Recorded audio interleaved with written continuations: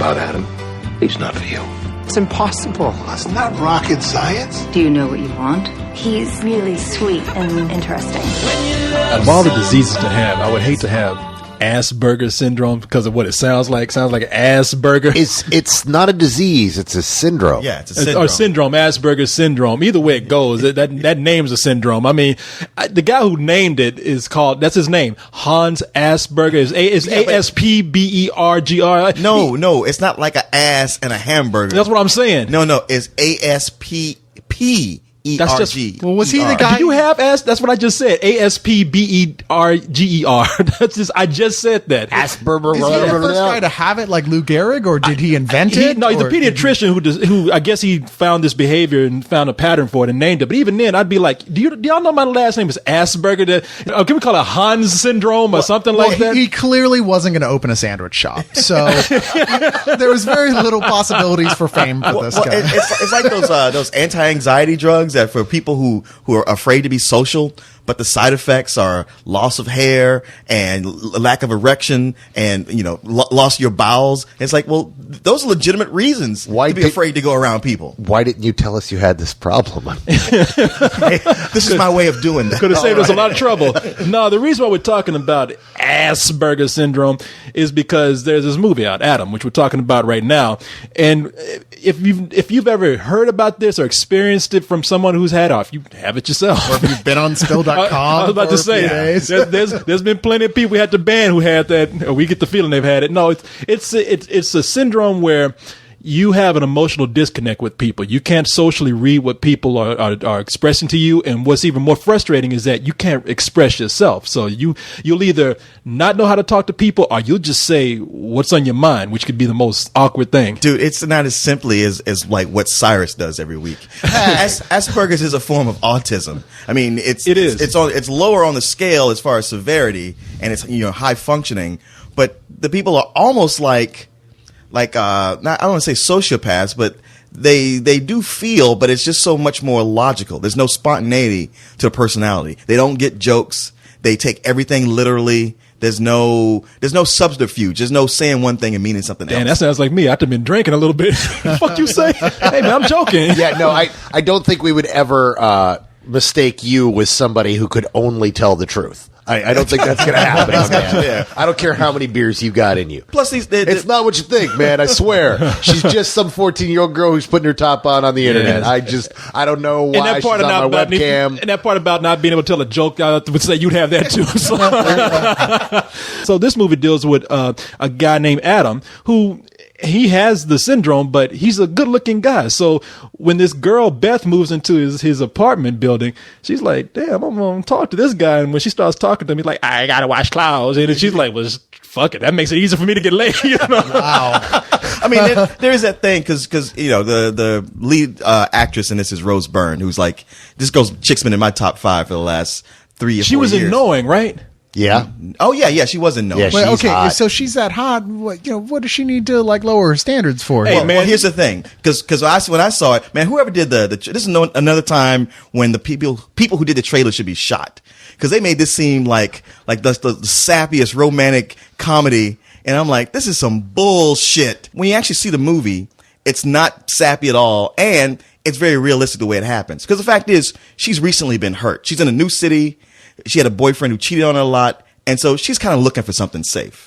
So what's safer than hooking up with a guy with a childlike mind? Yeah, but I mean, she really, I think her breakup gave her Asperger's syndrome because she just said, she's latching onto the first thing that comes across. Desperate for ass syndrome. Well, yeah, that's what it is. Desperate for ass syndrome. Listen, all I gotta say is, if that's all it takes to get somebody like her, I can act like that too. Oh, see, well, I think it finally explains what's up with Cyrus and his girlfriend. See, I'm just going to take that because I don't want to start a fight here. I'm not the one with Asperger's syndrome. No, man, this chick, I mean, she literally just said, the first thing that comes across my path, I'm fucking. And then comes in Adam. Hello. And she's like, Well, I did say I was going to fuck the first thing I come across. Yeah. And Who'd you make a deal with? Because see, man, look, I don't want to make fun of this too much because you really do want to go in wanting a good laugh. Cause you're right. They even pitching this as a romantic comedy in the trailer, and so you're walking out saying, "I want to." You're going expecting Adam Sandler. You expect Adam Sandler, "Hey, pretty girl, I love you," and it's not like that. It's you go in and you realize that this girl's been in a breakup. Adam's father has just died, so they're trying to make it seem like, okay, here are two people who are very needy and have somehow coincidentally found each other. But you look at how Adam is, and you're thinking any woman would have a mace out. She'd be saying, this guy, because a woman's real cautious, you know? She's not going to think like, oh, this poor soul has Aspergers syndrome. She's going to think, this motherfucker's a rapist, a child molester. You can tell how often Korey's had mace pulled on him. That's always his first assumption. Yeah, exactly. What a woman's going to do. She's got two options. See, I've tried to play the innocent child with women, you know, in the laundry room myself. Hi, lady. Well, that's because you showed up wearing nothing but a pair of diapers. That's not what that means. Damn it, I knew I went too far. I went full Aspergers. Have you noticed that now that you don't walk around without pants, it doesn't happen as often? My brain works differently from NTs. NTs? Neurotypicals. Sometimes I can't understand them, especially when they mean something different from what they're actually saying. You don't do that? Most Aspies are really honest. Psychologists think it's a lack of imagination, but psychologists are mostly NTs. Albert Einstein, Thomas Jefferson, Mozart, they all had lots of imagination. They had Asperger's? Probably. This is directed by a guy named Max Meyer. He's directed only television stuff, episodes of The West Wing, and I think he did some other things, but this is his first film. And I don't know if he knew somebody with this syndrome or if he did a lot of research, but he does handle the material very well, very maturely. And more importantly, he handles it in a way that you believe it. And the lead actor, I don't remember the guy's name. Hugh Darcy. Yeah, he nails that Asperger's I'm syndrome. sorry, Hugh Dancy. Well, he nails it. Does he crush that Asperger's? He does it. Yeah. You're the one that said he nails that Asperger. Please continue. I'm speaking respectfully of the thespian's performance, which was dead on. And even like sitting in the theater talking to teachers who deals with these kids, even they all said like, man, he must have studied them a lot because he got it as it really is. And it's funny because this movie, I kept thinking like when a name like a one word name, it's gonna be like Charlie, like the story about the dumb guy who gets smart, but then everything goes horribly wrong. So I went in. Like Harvey, she dates an imaginary rabbit. Well, or Radio.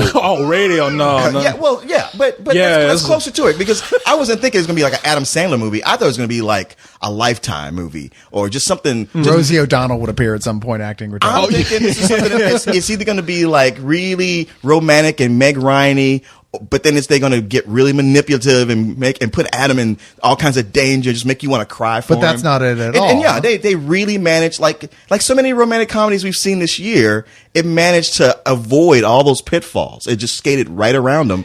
And it's really like a good tale. You know, it plays very realistically. There's nothing in it where I go like, oh, come on. It's like, that's the way it would probably go. Is it funny? Yeah, at times it is funny. But see, it's not a romantic comedy. And I heard someone do a story about this other day on what is it, NPR, and they kept saying the new romantic comedy, and it's not a romantic. No, it's not a romantic comedy. It's more of a drama with a lot of humor thrown in there. Is it romantic? At times it is. No, it is because it does make you want to root for this relationship, and the reason why this movie it mainly succeeds is because is not afraid to face harsh realities of this relationship, and not only that relationship, but all the circumstances around it that could affect it. Like maybe if these things weren't going on, this relationship could have worked a little bit longer. Because on top of this relationship forming and going through a lot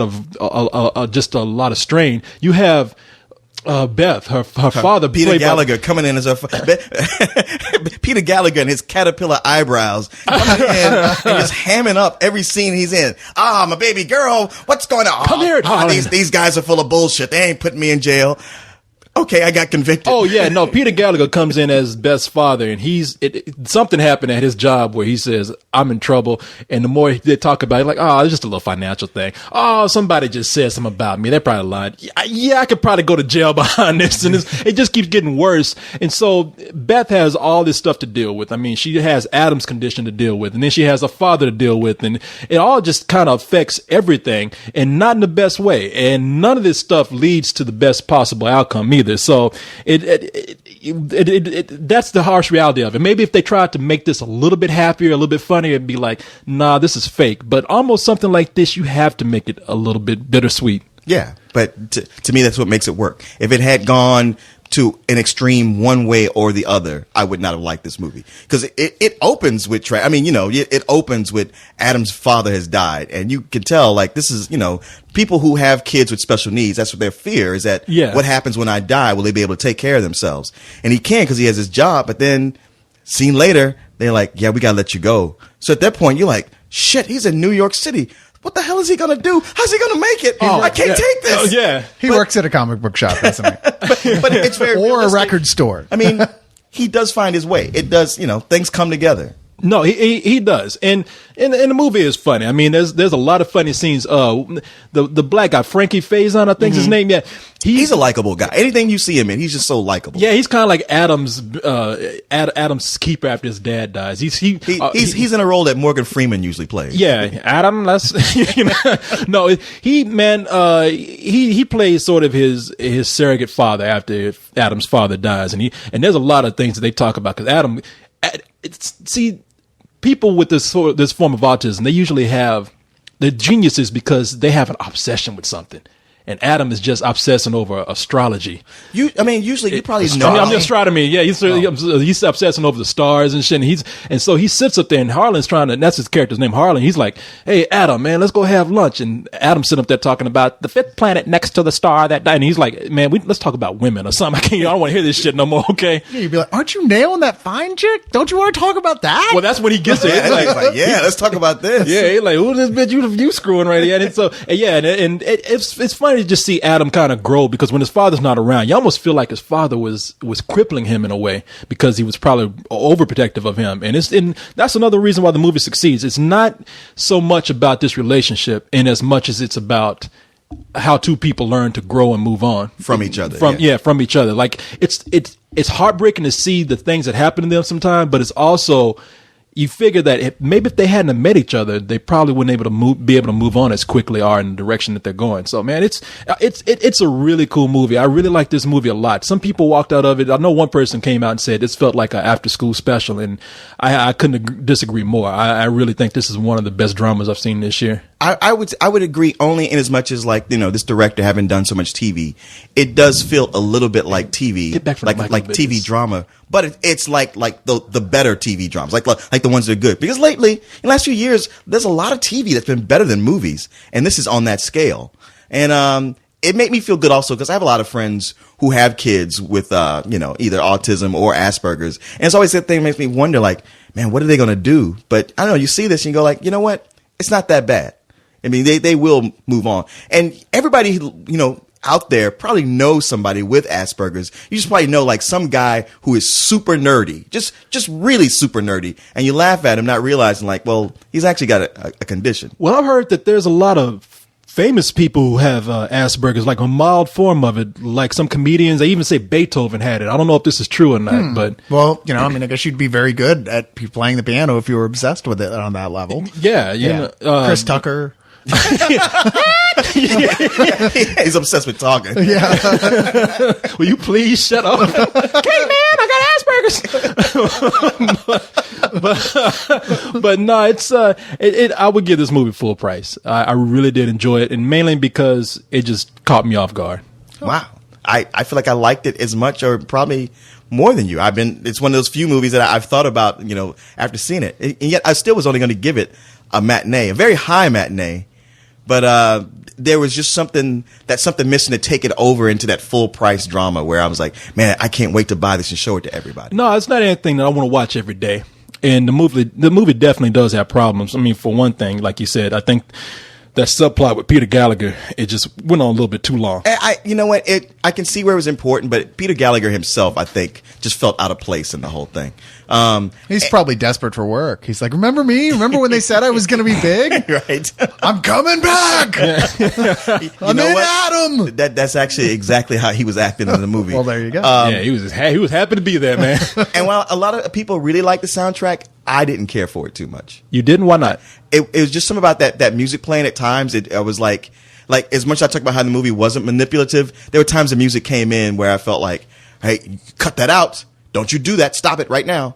Well, let me ask you something. Since we're talking about some of the things that might be wrong with the film, did you ever feel like this girl Beth got on your nerves? Like I knew she was going through some problems, but she just, and I don't think it's because of her, but it was like the script was almost written that she had to get upset at one point to make conflict in this relationship. Like Adam said, hey, how's your dad doing? Will you leave me alone about my dad? He might be going to jail, okay? Oh, Adam, I'm sorry. I'm just She was looking for a back door. She's dating a dude with Asperger's. I think what it was. Come on, give her a break.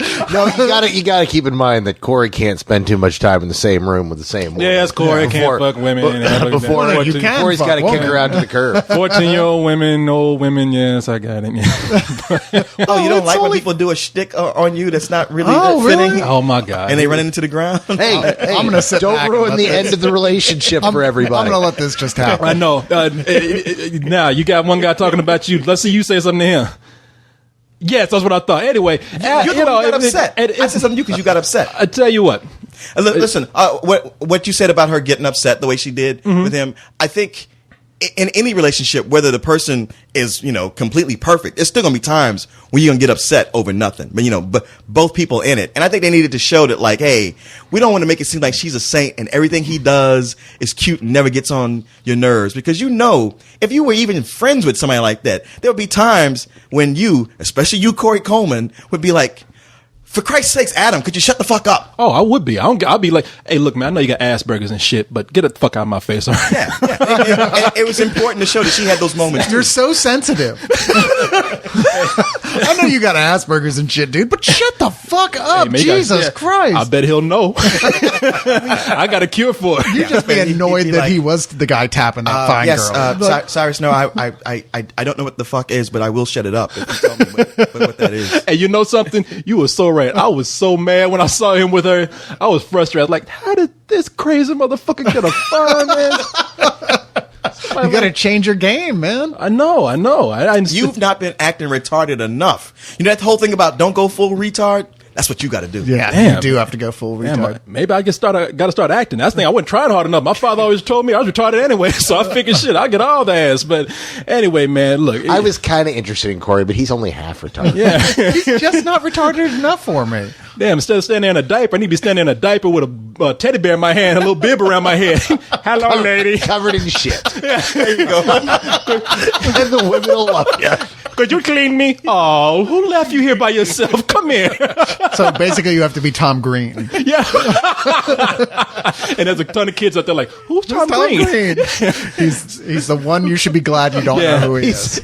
He's Drew Barrymore's second husband. Yeah, this story is based on their relationship. You're like, oh, this poor little baby needs a shave.